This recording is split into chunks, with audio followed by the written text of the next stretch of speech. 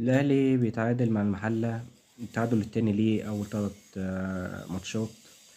يعني انت حرفيا مفرط في 4 نقط. 4 نقط في بداية الدوري.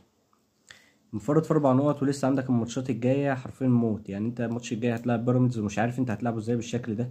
حرفيا ريبيرو بيتفرج زيه زينا، حتى التبديلات زي الزفت.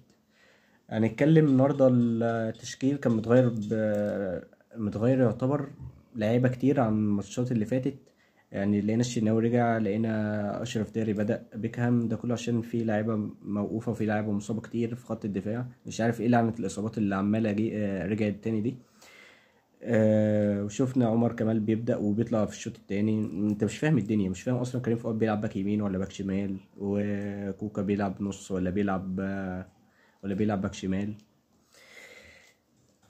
نيجي اللعيبه اللي النهارده يعتبر عملت شكل كويس وكانت بتحاول، بس كانش في توفيق. عندك تريزيجيه، عندك اللي ما كانش النهارده موفق خالص، اللي جاب كرة في القايم وكان بيحاول كذا مرة، وزيزو برضو نفس الحال.